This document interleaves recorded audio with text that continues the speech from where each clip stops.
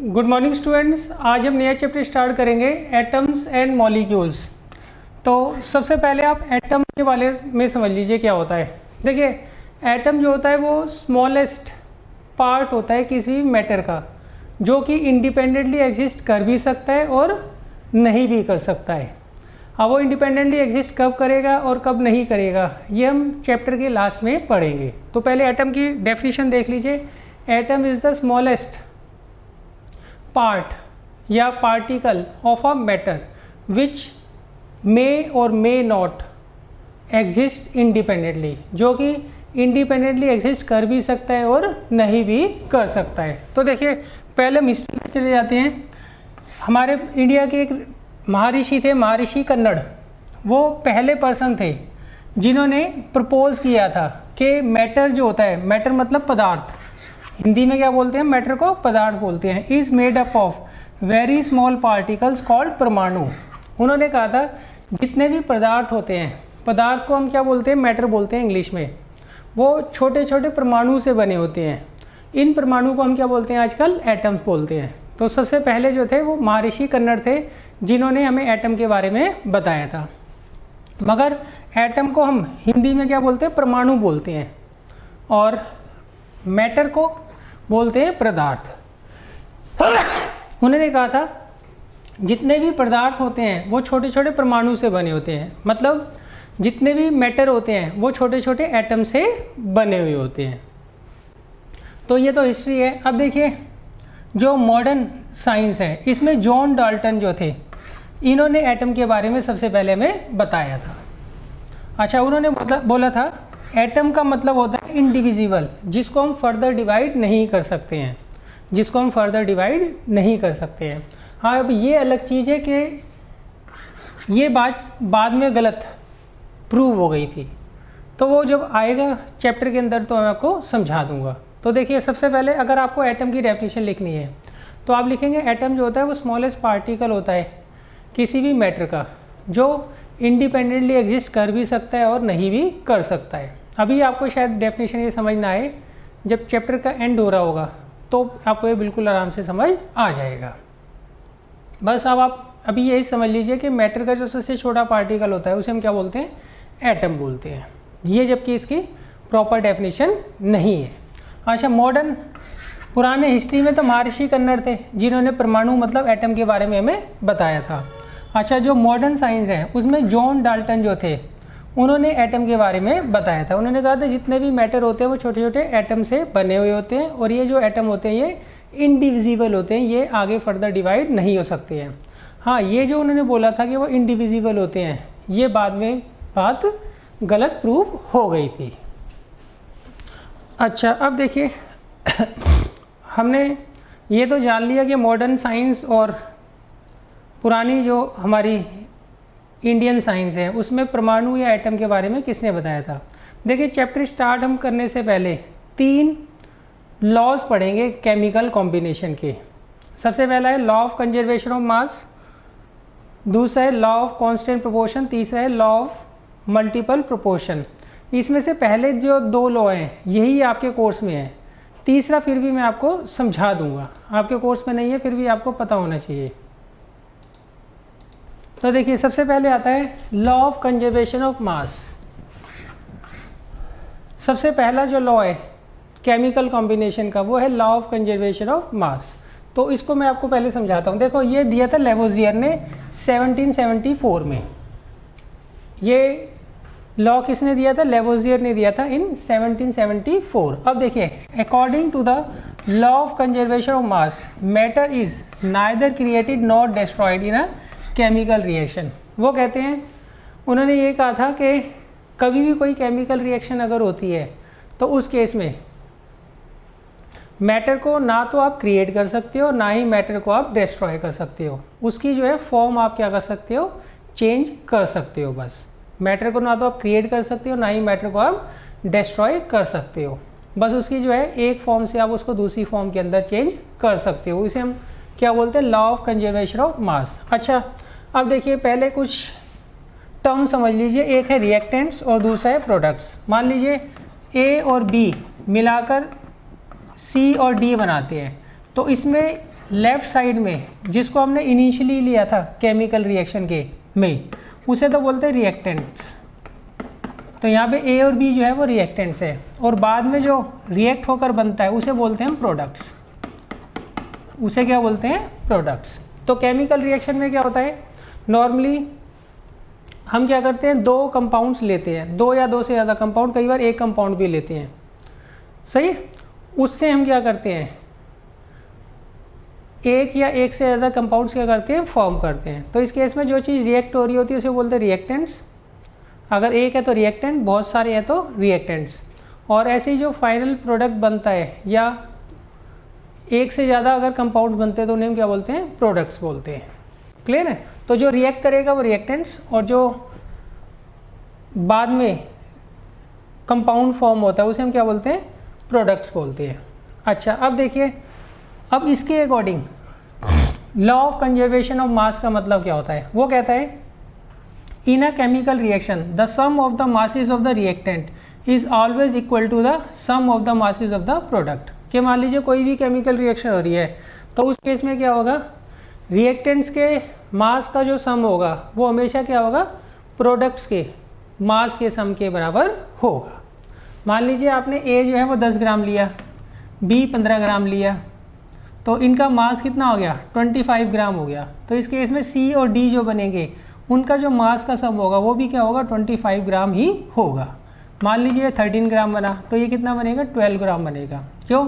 इन दोनों के मास का सम आ रहा है 25 ग्राम, और इनका भी कितना आना चाहिए, फिर 25 ग्राम ही आना चाहिए। तो लॉ ऑफ कंजर्वेशन ऑफ मास क्या कहता है, केमिकल रिएक्शन के अंदर, किसी भी केमिकल रिएक्शन के अंदर sum of the masses of the reactants is always equal to the sum of the masses of the products. अच्छा देखिए, इसमें आप स्टेटमेंट किस साइंटिस्ट ने दिया था, किस ईयर में दिया था, और एक एग्जाम्पल जरूर याद कर लीजिएगा। अब देखिए यहाँ पर मैं एग्जाम्पल ले रहा हूँ कैल्शियम कार्बोनेट का। देखिए हमें क्या करना है, कैल्शियम कार्बोनेट लेना है 100 ग्राम। 100 ग्राम हमने क्या लिया, कैल्शियम कार्बोनेट ले लिया। अब जब हम इसको हीट करते हैं तो ये टूट जाता है। तो यहाँ पे एक अकेला रिएक्टेंट है, रिएक्टेंट हमने क्या लिया है, कैल्शियम कार्बोनेट लिया है। इसको हमने गर्म किया, गर्म करने से क्या होता है, ये टूट जाता है, डिकम्पोज हो जाता है, और क्या बनाता है, एक तो बनाता है कैल्शियम ऑक्साइड और एक बनाता है कार्बन डाइऑक्साइड। तो यहाँ पे एक रिएक्टेंट है और दो प्रोडक्ट्स हैं। अब हमने नॉर्मली ये देखा है कि अगर हम ये 100 ग्राम लेते हैं तो उस केस में क्या होता है, कैल्शियम ऑक्साइड तो 56 ग्राम बनता है हमेशा, और कार्बन डाइऑक्साइड हमेशा 44 ग्राम बनता है। तो यहाँ पे देखिए अकेला रिएक्टेंट है, इसका मास कितना है, 100 ग्राम। यहाँ पे दो प्रोडक्ट्स बन रहे हैं, दोनों के मास का सम हमेशा 100 ग्राम ही आएगा। मान लीजिए आप ये 200 ग्राम लेते तो इन दोनों के मास का जो सम होता वो हमेशा 200 ग्राम ही आता। मान लीजिए आप यहाँ पे 50 ग्राम लेते तो इन दोनों के मासेस का जो सम होगा वो 50 ग्राम ही आता। तो ये होता है हमारा लॉ ऑफ कंजर्वेशन ऑफ मास। इसमें आपको किस साइंटिस्ट ने दिया था, किस ईयर में दिया था, इसकी स्टेटमेंट क्या है, और एक एग्जाम्पल, ये आपको जरूर लर्न करना है। एग्जाम्पल में आप याद कर लीजिएगा, अगर आप 100 ग्राम कैल्शियम लेते हैं और उसको हीट करते हैं, हीट करने से टूट जाता है, अंदर एक बनता है कैल्शियम ऑक्साइड और एक बनता है कार्बन डाइऑक्साइड। कैल्शियम ऑक्साइड हमेशा 56, कार्बन डाइऑक्साइड हमेशा 44 ग्राम बनेगा। तो ये आपको जो है एग्जाम्पल जरूर याद करना है। अब देखिए इसके बाद एक एक्सपेरिमेंट है, छोटा सा experiment to verify law of conservation of mass. देखिए इसमें हम क्या करते हैं,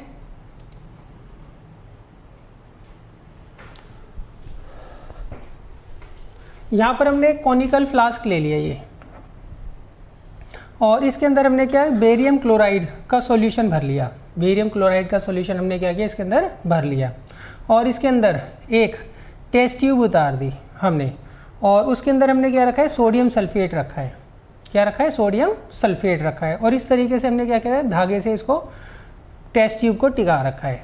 अच्छा, अब आप क्या करोगे, सबसे पहले बेरियम क्लोराइड सॉल्यूशन आपने कितना लिया है, ये आप क्या करेंगे, मेज़र कर लेंगे। आपने कितना सोडियम सल्फेट सॉल्यूशन लिया है वो आप क्या करेंगे, मेज़र कर लेंगे।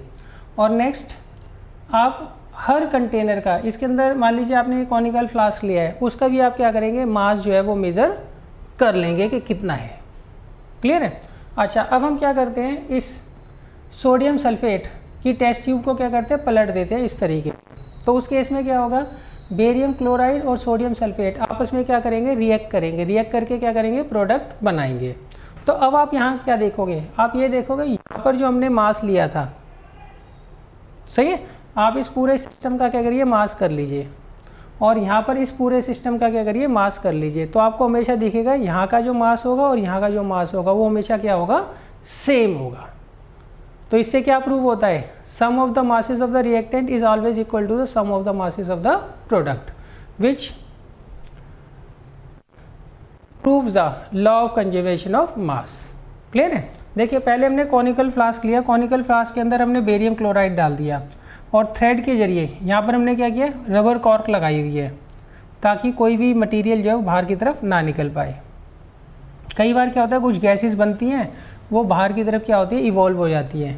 तो उन गैसेस को रोकने के लिए कि वो एस्केप ना कर जाए, क्योंकि वो है तो प्रोडक्ट का पार्ट ना, अगर वो एस्केप कर गई तो आपका एक प्रोडक्ट क्या होगा, कम हो जाएगा। क्लियर है। और एक बात ध्यान रखना, कभी भी अगर आपको केमिकल रिएक्शन करनी है और उसमें आपको law of conservation of mass justify करना है, चेक करना है, तो उसके लिए आप हमेशा क्लोज कंटेनर लेंगे। कई बार क्या होता है, जब भी हम केमिकल रिएक्शंस कराते हैं तो उसमें कुछ गैसेस बनती हैं, अगर कंटेनर क्लोज होगा तो वो गैस क्या होगी, आपको मिल जाएगी। अगर कंटेनर ऊपर से खुला होगा तो गैसेस क्या होगी, एस्केप कर जाएंगी। अच्छा, इस केस में हम क्या करते हैं, बेरियम क्लोराइड और सोडियम सल्फेट को मिक्स करते हैं। मिक्स करने के बाद जो प्रोडक्ट बनेगा, आप ये देखेंगे यहाँ पर जितना हमने रिएक्टेंट का मास लिया था और उसको ऐड कर कर जो रिजल्ट आया है, वो यहाँ पे जो है प्रोडक्ट के मास का सम आ रहा होगा। तो ये किसको जस्टिफाई करता है, ये जस्टिफाई करता है law of conservation of mass को। अच्छा, अब देखिए,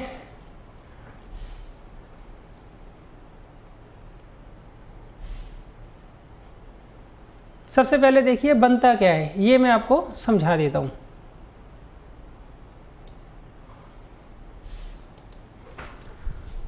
हमने क्या किया था, बेरियम क्लोराइड लिया था बच्चों और सोडियम सल्फेट लिया था। जब हमने इनको आपस में रिएक्ट कराया तो क्या बना, बेरियम सल्फेट बना, ये वाइट पीपीटी होता है, और दूसरा सोडियम क्लोराइड बना।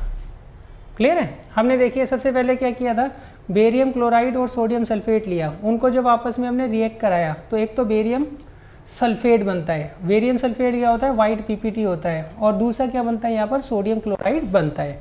बच्चों, ये काफ़ी इंपॉर्टेंट रिएक्शन है। वैसे रिएक्शंस नॉर्मली जो है आपके 10th क्लास में है, मगर इन रिएक्शंस को आप अभी से याद करना चालू कर दीजिए, क्योंकि एक्सपेरिमेंट जो आपकी एक्टिविटीज़ है उनमें सारी की सारी रिएक्शंस हैं।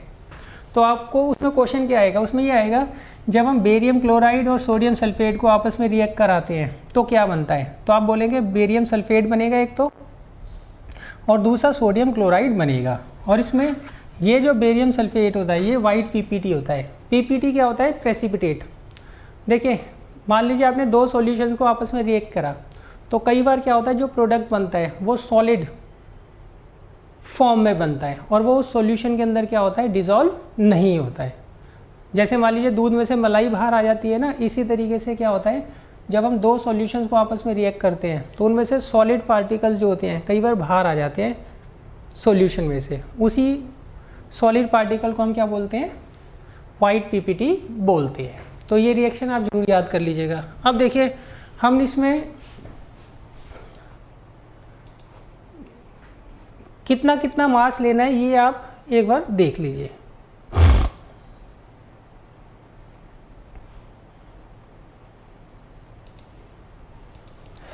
देखिए, हमने रिएक्टेंट क्या क्या लिया था, एक तो हमने लिया था बेरियम क्लोराइड, वो लेट कर लीजिए आपने 20.8 ग्राम लिया, और सोडियम सल्फेट लिया 14.2 ग्राम।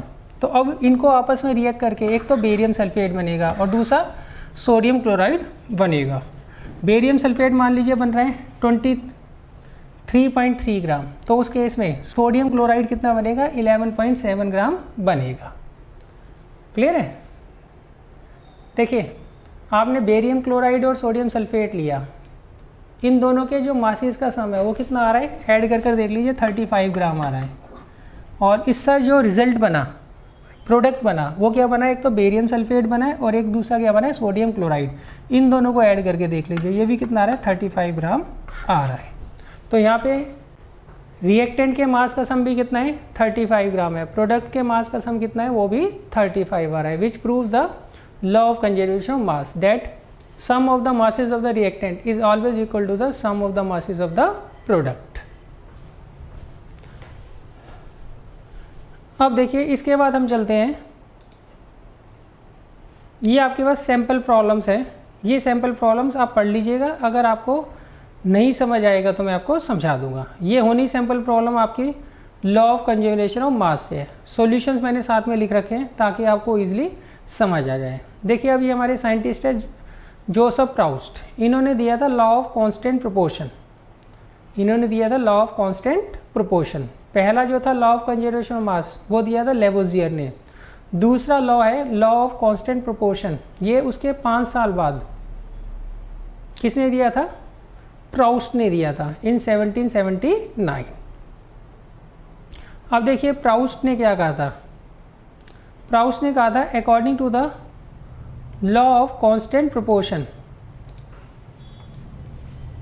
अ chemical compound always consist of same elements combined together in the same proportion by mass. देखिए प्राउस्ट ने लॉ ऑफ कांस्टेंट प्रोपोर्शन दिया था 5 साल बाद, लॉ ऑफ कंजर्वेशन ऑफ मास के 5 साल बाद दिया था। लॉ ऑफ कंजर्वेशन ऑफ मास कब दिया गया था, 1774 में, और ये दिया गया था 1779 में। प्राउस्ट ने कहा था कि आप कोई भी केमिकल कंपाउंड ले लो वो हमेशा सेम एलिमेंट से बना होगा, और उसमें भी जो एलिमेंट्स होंगे वो सेम प्रोपोर्शन में होंगे बाय देयर मास। मैं एग्जांपल लेता हूँ, मान लीजिए आप वाटर ले लीजिए, सही है, अलग अलग सोर्स से आप वाटर का सैंपल कलेक्ट कर लीजिए, क्लियर है। तो आप ये देखेंगे हर जगह का जो वाटर होगा जिसमें पोल्यूशन ना हो, सही है, वो हमेशा हाइड्रोजन और ऑक्सीजन से ही बना होता है।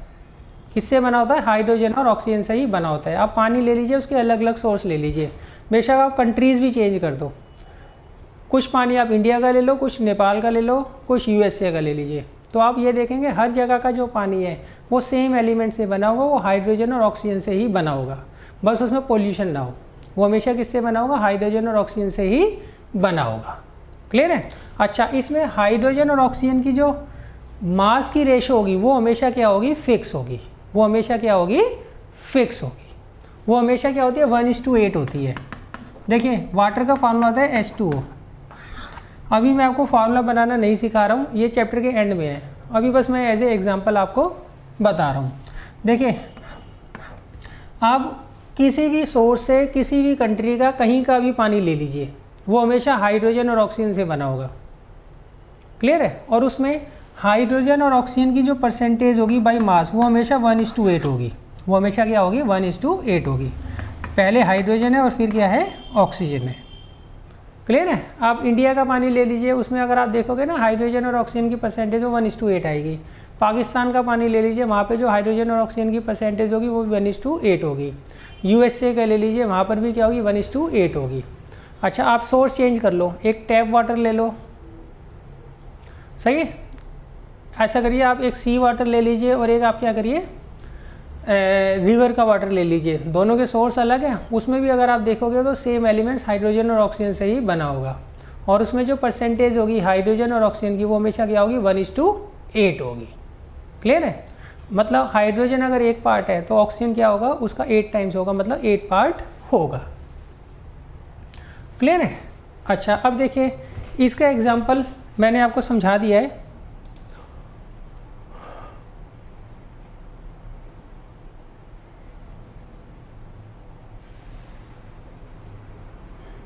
देखिए मान लीजिए आपको वाटर दे रखा है, वाटर में जब भी आप करंट पास करते हैं, मान लीजिए आपने 100 ग्राम वाटर लिया, तो जब भी आप इसमें करंट पास करते हैं तो ये ऑक्सीजन और हाइड्रोजन गैस में क्या होता है, टूट जाता है।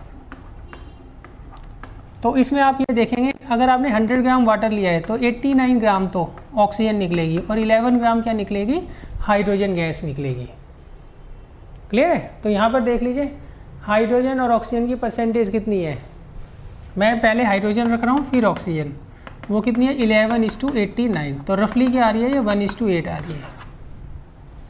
अच्छा अगर ऑक्सीजन इस टू हाइड्रोजन लूँगा तो 89:11, तो ये 8:1 आ जाएगा। क्लियर है? तो ये जो लॉ है, लॉ ऑफ कांस्टेंट प्रोपोर्शन, ये कहता है कि आप कोई भी केमिकल कंपाउंड ले लीजिए, कोई भी प्योर सब्सटेंस ले लीजिए, वो हमेशा सेम एलिमेंट से बना होता है। क्लियर है? उसके आप चाहे सोर्स अलग अलग ले लीजिए, वो हमेशा क्या होगा, सेम एलिमेंट से बना होगा। और वो जो एलिमेंट्स होंगे जिनसे वो बना है वो हमेशा क्या होंगे, एक फिक्स रेशो में होंगे बाय देयर मास। तो ये आपके जो है दोनों के दोनों लॉ हैं। पहला था लॉ ऑफ कंजर्वेशन ऑफ मास और दूसरा है law of constant proportion. Law of conservation of मास किसने दिया था, लेवोजियर ने 1774 में। और लॉ ऑफ कांस्टेंट प्रोपोर्शन किसने दिया था, प्राउस्ट ने इन 1779। थर्ड होता है लॉ ऑफ मल्टीपल प्रोपोर्शन। देखिए ये मैं आपको चैप्टर के एंड में बताऊंगा क्योंकि 9th में ये आपके कोर्स में नहीं है, फिर भी कुछ स्कूल्स कराते हैं तो मैं चैप्टर के एंड में आपको एक बार ये एक्सप्लेन जरूर कर दूंगा। अब देखिए यहाँ पे आपको कुछ सैम्पल प्रॉब्लम्स दे रखी हैं, ये आप पढ़ लीजिएगा, अगर आपको नहीं समझ आएंगी तो मैं करवा दूंगा। काफ़ी इजी है वैसे, ये दोनों की दोनों जो सैम्पल प्रॉब्लम है आपकी, ये टोटल आपके पास 4 हैं, ये चारों की चारों जो है सैम्पल प्रॉब्लम, ये लॉ ऑफ कांस्टेंट प्रोपोर्शन पर ही बेस्ड है। अब देखिए इसके बाद आता है डाल्टन्स एटॉमिक थ्योरी। देखिए मॉडर्न साइंस में डाल्टन जो था वो सबसे पहला आदमी था, साइंटिस्ट था या पर्सन था जिसने कि एटम के बारे में हमें बताया था। हाँ, पुराने ज़माने में कौन थे, महर्षि कन्नड़ थे। अच्छा अब देखिए डाल्टन ने दी थी Dalton's atomic theory, the theory that all the matter is made up of very tiny individual particles is called atomic theory of matter. देखिए एटॉमिक थ्योरी ऑफ मैटर का बेस क्या है, इसमें इन्होंने कहा था डाल्टन ने कि जितने भी मैटर होते हैं वो सारे के सारे छोटे छोटे इंडिविजुअल पार्टिकल्स से बने होते हैं, और उन पार्टिकल्स को क्या बोलते हैं हम, एटम्स बोलते हैं। उन पार्टिकल्स को क्या बोलते हैं हम, एटम्स बोलते हैं। Dalton put forward his atomic theory of matter in 1808। इन्होंने कब दिया था, 1808 में ये अपनी एटॉमिक थ्योरी दी थी। अब देखिए बेशक इनकी जो थ्योरी थी उसमें कुछ पॉइंट्स गलत थे, मगर उस वक्त ये जो था बहुत ही इम्पोर्टेंट था। क्यों, इसी को पढ़कर जो दूसरे साइंटिस्ट थे उन्होंने क्या की थी, डेवलपमेंट की थी। डाल्टन की इतनी इंपॉर्टेंस क्यों है, बेशक उनके जो थे 2-3 पॉइंट्स गलत थे, उनकी इंपॉर्टेंस इसलिए क्योंकि वो पहले पर्सन थे जिन्होंने एटम के बारे में बताया था, जिन्होंने लोगों को कहा था कि हमें एटम के बारे में भी पढ़ना चाहिए। नहीं तो उससे पहले सबको मैटर के बारे में पता था, एटम के बारे में कोई सोचता भी नहीं था। अच्छा अब देखिए, अब हम पॉइंट्स देखते हैं डाल्टन की एटॉमिक थ्योरी के कौन कौन से मेन पॉइंट्स हैं। अच्छा आप एक बात ध्यान रखिएगा, डाल्टन की एटॉमिक थ्योरी के जो पॉइंट्स हैं वो आपको एनसीईआरटी से याद करने हैं। सही है बच्चों, डाल्टन की जो एटॉमिक थ्योरी है उसके जो पॉइंट्स हैं ना वो आपको एनसीईआरटी से याद करने हैं। मैंने जो किया है उन्हीं एनसीईआरटी के पॉइंट्स को सिंप्लीफाई करके लिखा है, सिंप्लीफाई कर लिखा है, और पॉइंट्स मैंने थोड़े से बढ़ा दिए ताकि समझने में आसानी हो। तो आपको ये नहीं लिख के आने हैं, आपको अगर आती है डाल्टन की एटॉमिक थ्योरी लिखने को तो आप जो एनसीईआरटी में दिए हैं पॉइंट्स वही लिख कर आएंगे। क्लियर है?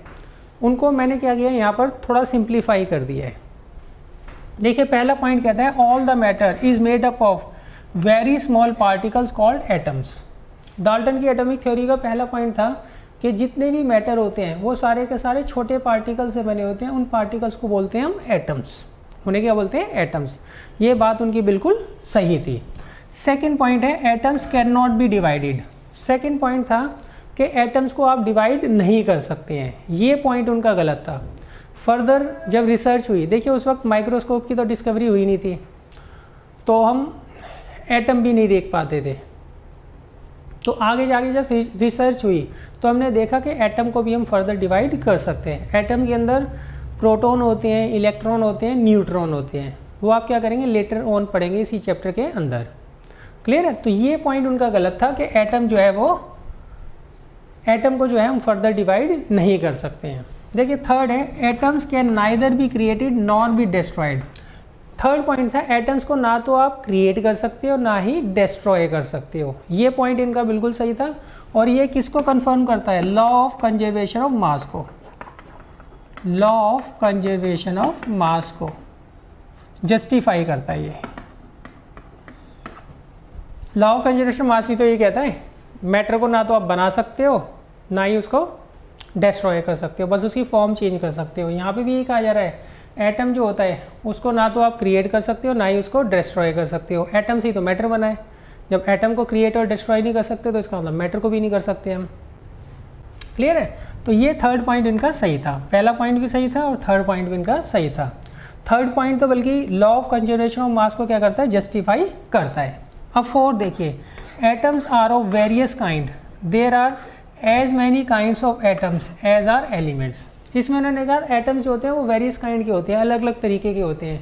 जितने अलग अलग तरीके के एलिमेंट्स होंगे उतने अलग अलग तरीके के क्या होंगे, एटम्स होंगे। क्लियर है? देखिए इसमें उन्होंने कहा है there are as many kinds of atoms as are elements. उन्होंने कहा था कि हर एलिमेंट्स के जो एटम्स होंगे वो अलग अलग होंगे, मतलब जितने तरीके के एलिमेंट्स उतने तरीके के एटम। मतलब सोडियम के अलग एटम होंगे, पोटेशियम के अलग एटम होंगे, कार्बन के अलग एटम होंगे, ऑक्सीजन के अलग एटम होंगे, हाइड्रोजन के अलग एटम होंगे। जितने तरह के एलिमेंट उतने तरह के उनके एटम्स। ये उनका फोर्थ पॉइंट था। Fifth point, all the atoms of a given element are identical in every respect having the same mass, same size and same chemical properties. अब देखिए ये पॉइंट थोड़ा गड़बड़ था उनका। उन्होंने कहा था जितने भी एलिमेंट्स होते हैं, मान लीजिए एक एलिमेंट है उसके बहुत सारे एटम्स हैं, वो सारे के सारे एटम्स एक जैसे होंगे, उनका एटॉमिक मास भी सबका सेम होगा, एटॉमिक साइज भी सबका सेम होगा, उनकी केमिकल प्रॉपर्टीज भी क्या होंगी, सेम होगी। क्लियर है? ये पॉइंट उनका गलत था। पहले इस पॉइंट को मैं एक बार दोबारा समझा देता हूँ क्या कह रहे हैं। उन्होंने कहा था जितने भी एटम्स होंगे ऑफ अ गिवन एलिमेंट, किसी भी एक एलिमेंट के जितने भी आप एटम्स ले लोगे वो सारे के सारे हर चीज़ में एक जैसे होंगे, जबकि ऐसा नहीं होता है। जैसे हीलियम है, हाइड्रोजन का एग्जांपल लेते हैं, वो आपको याद भी रहेगा। हाइड्रोजन का कुछ एटम्स का मास 1 यूनिट होता है, कुछ का मास 2 यूनिट होता है, कुछ का मास 3 यूनिट होता है। तो अब देखिए हाइड्रोजन के ही एटम है मगर उनका मास क्या है, अलग अलग है। तो इसका मतलब ये पॉइंट भी जो था उनका गलत हो गया। अब देखिए sixth, atoms of different elements differ in mass, size and chemical properties. अब वो कहते हैं आप अलग अलग एलिमेंट्स के एटम्स को कंपेयर करो, वो एक दूसरे से अलग होंगे। वो क्या होंगे, एक दूसरे से अलग होंगे। क्लियर है? वो कहते हैं भाई आपको मान लीजिए 10 तरह के एलिमेंट्स दे रखे हैं, तो उनके जितने भी एटम्स होंगे वो सारे के सारे क्या होंगे, एक दूसरे से अलग होंगे। एक एलिमेंट के एटम्स जो होंगे वो दूसरे एलिमेंट्स के एटम से कभी भी मैच नहीं करेंगे। ये पॉइंट भी उनका गलत था। इसका भी एग्जांपल लेता हूँ मैं। अभी देखिए आपने एटॉमिक मास पढ़ा नहीं है, ये चैप्टर के एंड में है, तो जब आप पढ़ेंगे तो आपको ज़्यादा क्लियर हो जाएगा। अभी आप बस थोड़ा रोड मेमोरी में इसे डाल लीजिए। ऐसा होता है, एक होता है कैल्शियम, एक होता है आर्गन। दोनों अलग अलग एलिमेंट्स हैं मगर इनके कुछ एटम्स का जो मास होता है वो सेम होता है। कितना होता है, 40 यूनिट होता है। कितना होता है, 40 यूनिट होता है। अब देखिए दोनों अलग अलग हैं और उनका मास क्या है, सेम है। एक आर्गन है और एक कैल्शियम है। दोनों के अलग अलग, दोनों अलग एलिमेंट्स हैं तो दोनों के एटम्स भी अलग होंगे मगर उनका एटॉमिक मास क्या है, सेम है। ऐसे ही नाइट्रोजन हो गया। नाइट्रोजन का जो एटॉमिक मास होता है एटम्स का 14 होता है। कुछ कार्बन के एटम्स का भी एटॉमिक मास क्या होता है, 14 होता है। अब यहाँ पे देखिए कार्बन भी अलग है, नाइट्रोजन भी अलग है, दोनों एलिमेंट्स अलग हैं मगर उनके जो कुछ एटम्स हैं उनका एटॉमिक मास क्या है, सेम है। तो इसका मतलब ये जो पॉइंट था ये भी उनका गलत हो गया। अब देखिए इसके बाद आता है 7th पॉइंट। 7th पॉइंट क्या कहता है, 7th पॉइंट कहता है chemical combination between 2 elements consist in the joining together of atoms of these elements to form molecules of a compound। अब देखिए इसमें उन्होंने कहा है जो केमिकल कॉम्बिनेशन होता है, देखिए केमिकल कॉम्बिनेशन क्या होता है, हाइड्रोजन और ऑक्सीजन क्या करते हैं, केमिकली ज्वाइन होते हैं और क्या बनाते हैं, वाटर बनाते हैं। तो इस केस में क्या हो रहा है, केमिकल कॉम्बिनेशन हो रहा है किस किस के बीच में, हाइड्रोजन और ऑक्सीजन के बीच में। कार्बन डाइऑक्साइड होती है, कार्बन डाइऑक्साइड का ये फार्मूला होता है CO2। तो इसमें कार्बन और ऑक्सीजन क्या कर रहे हैं, आपस में केमिकली क्या हो रहे हैं, ज्वाइन हो रहे हैं और क्या बना रहे हैं, कार्बन डाइऑक्साइड का मॉलिक्यूल बना रहे हैं। क्लियर है। अच्छा अब देखिए ये क्या कहता है, chemical combination between two elements consist in joining together of atoms these elements to form molecules of a compound. मतलब केमिकल कॉम्बिनेशन होगा बिटवीन एलिमेंट्स, सही है। इसमें क्या होता है, अलग अलग एलिमेंट्स के या एक ही एलिमेंट्स के जो एटम्स होते हैं वो क्या करते हैं, केमिकली ज्वाइन होकर क्या बनाते हैं, कंपाउंड फॉर्म करते हैं। आगे, the number and kind of atoms in a given compound is fix. वो कहते हैं किसी भी कंपाउंड के अंदर number and kind of atoms जो होते हैं वो हमेशा क्या होते हैं, फिक्स होते हैं। सही, ये होता है लॉ ऑफ कांस्टेंट प्रोपोर्शन। देखिए लॉ ऑफ कांस्टेंट प्रोपोर्शन क्या कहता है, कोई भी आप वो ले लीजिए, केमिकल कंपाउंड ले लीजिए, कोई भी आप प्योर सब्सटेंस ले लीजिए, वो हमेशा सेम एलिमेंट से बना होगा और उसमें जो एलिमेंट्स की रेशो होगी वो क्या होगी, फिक्स होगी बाय देयर मास। अब देखिए यहाँ पे क्या कहता है, the number and kind of atoms in a given compound is fix. वो कहते हैं आप कोई कंपाउंड ले लीजिए, मान लीजिए मैंने कंपाउंड ले लिया कार्बन डाइऑक्साइड। अब इसमें जो एटम्स का नंबर है और काइंड है वो हमेशा क्या होगा, फिक्स होगा। क्लियर है। तो कार्बन डाइऑक्साइड में हमेशा क्या होंगे, दो एलिमेंट्स होंगे, दो तरह के एटम्स होंगे, एक तो कार्बन के एटम्स होंगे और दूसरा ऑक्सीजन के एटम्स होंगे और इनका नंबर क्या होगा, हमेशा फिक्स होगा। क्या रेशियो है, 1:2। कार्बन का हमेशा एक एटम होगा और ऑक्सीजन के हमेशा क्या होंगे, दो एटम होंगे। अब देखिए 9th और 8th लगभग एक जैसे ही है। During chemical combination atoms of different elements combine in small whole numbers to form a compound. अब वो कहते हैं ड्यूरिंग केमिकल कॉम्बिनेशन एटम्स जो होते हैं अलग अलग एलिमेंट्स के वो क्या करते हैं, कंबाइन करते हैं in small whole numbers to form a compound. देखिए यहाँ लीजिए आपको कार्बन डाइऑक्साइड दे रखा है, वो कहते हैं जब भी कार्बन डाइऑक्साइड बनाएंगे तो इसमें क्या होंगे, डिफरेंट एलिमेंट, कौन कौन से, कार्बन और ऑक्सीजन, ये हमेशा क्या होंगे, एक होल नंबर की रेशो में क्या करेंगे, एक दूसरे के साथ कंबाइन कर लेंगे। जैसे यहाँ पर रेशो क्या है, 1:2 है। मतलब कार्बन डाइऑक्साइड किससे बन रही है बच्चों, कार्बन डाइऑक्साइड बन रही है chemical combination of two different elements carbon and oxygen. और यहाँ पर इनकी जो नंबर है कार्बन और ऑक्सीजन का वो क्या है, कार्बन का नंबर 1 होगा और ऑक्सीजन का नंबर 2 होगा। मतलब नंबर ऑफ कार्बन एटम्स 1 होंगे और नंबर ऑफ ऑक्सीजन एटम्स क्या होंगे, 2 होंगे। तो ये बच्चों दोनों लगभग सेम चीज़ है। अगला आता है atoms of the same elements can combine in more than 1 ratio two form more than 1 compound. देखिए ये थोड़ा मुश्किल सा है, इसमें मैंने कहा atoms of the same elements can combine in more than 1 ratio two form more than 1 compound. इसमें कहते हैं जो एटम्स होते हैं सेम एलिमेंट के वो अलग अलग, जैसे मान लीजिए कार्बन डाइऑक्साइड है तो कार्बन मोनोऑक्साइड भी बन सकता है। क्लियर है। अब देखो यहाँ पे कार्बन और ऑक्सीजन 1:2 की रेशो में मैच कर रहे हैं, सही है, और यहाँ पे 1:1 की रेशो में है। तो इसमें क्या है, सेम एलिमेंट्स हैं वो अलग अलग रेशो में क्या कर रहे हैं, एक दूसरे के साथ क्या हो रहे हैं, कंबाइन कर कर अलग अलग कंपाउंड बना रहे हैं। क्लियर है। मतलब कार्बन और ऑक्सीजन जब भी कंबाइन करेंगे तो ज़रूरी नहीं है उसमें कार्बन 1 हो और ऑक्सीजन 2 हो, इसके अलावा भी कोई रेशो हो सकती है। जैसे कार्बन मोनोऑक्साइड में हमेशा 1:1 होता है, कार्बन का भी एक एटम होता है और ऑक्सीजन का भी एक एटम होता है। क्लियर है। देखिए एनसीईआरटी में ये जो 10th पॉइंट है ये आपको नहीं दे रखा है। अच्छा देखिए 10th एक बार दोबारा समझिए, atoms of the same elements can combine in more than 1 ratio two form more than 1 compound. इसमें उन्होंने कहा मान लीजिए कार्बन और ऑक्सीजन है, जरूरी नहीं है वो हमेशा 1:2 की रेशो में कार्बन डाइऑक्साइड ही बनाए, वो किसी दूसरी रेशो में दूसरा कंपाउंड भी बना सकते हैं। एग्जाम्पल कार्बन मोनोऑक्साइड, यहाँ पे जो रेशियो है वो कितनी है, 1:1 है, किसमें, कार्बन और ऑक्सीजन के बीच में। अच्छा एक बात ध्यान रखना बच्चों, आपको जो पॉइंट्स याद करने हैं वो सिर्फ एनसीईआरटी के ही याद करने हैं।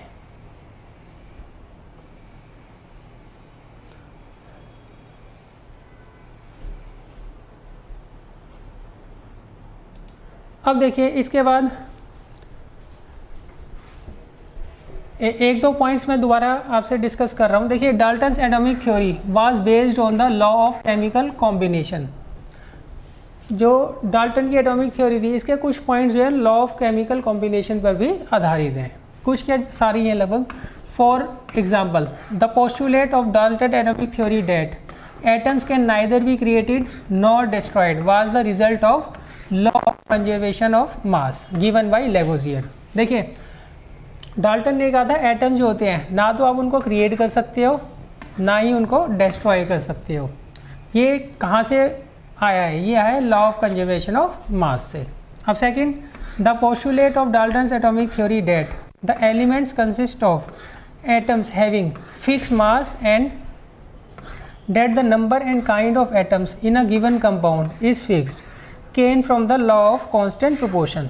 अब देखिए इसमें उन्होंने कहा है जो एलिमेंट्स होते हैं किसी भी कंपाउंड के अंदर, जो एलिमेंट्स होते हैं उनके जो एटम्स होते हैं वो हमेशा क्या होते हैं, फिक्स मास में क्या करते हैं, एक दूसरे के साथ केमिकली कंबाइन करते हैं। ये कहाँ से आया था? ये आया था लॉ ऑफ कांस्टेंट प्रोपोर्शन से, जो कि किसने दिया था? प्राउस्ट ने दिया था।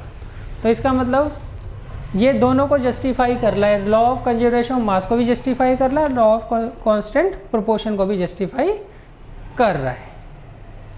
अच्छा अब देखिए इसके बाद आता है ड्रॉबैक। ड्रॉबैक क्या क्या है बच्चों?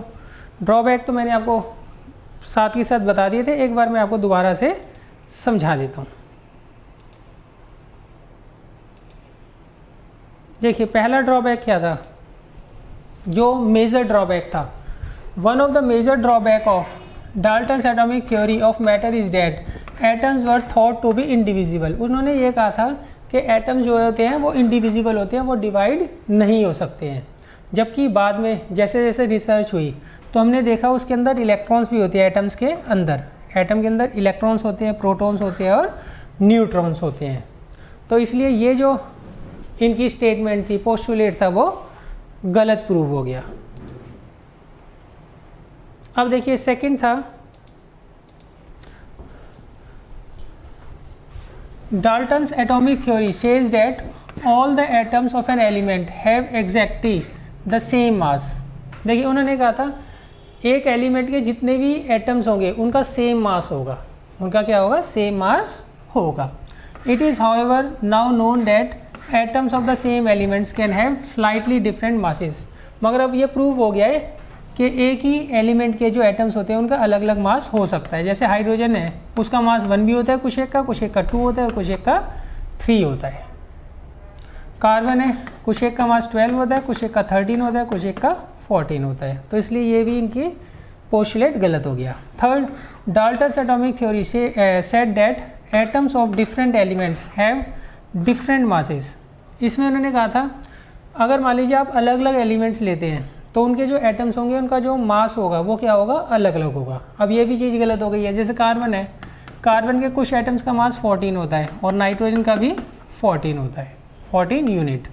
तो इसका मतलब यहाँ पे दोनों के दोनों क्या हैं? अलग एलिमेंट्स के एटम्स हैं, मगर इनका मास क्या है? सेम है। इसलिए ये पोस्टुलेट भी उनका गलत हो गया।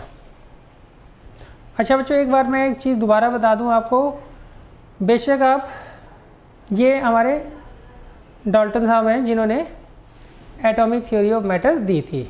देखिए डाल्टन के जो एटॉमिक थ्योरी है उसके जो पॉइंट्स आपको लिखने हैं वो एनसीईआरटी वाले ही लिखने हैं, उसी को आप क्या करोगे? प्रेफर करोगे।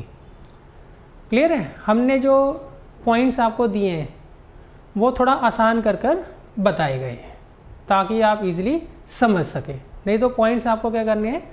एनसीईआरटी वाले ही लिखने हैं।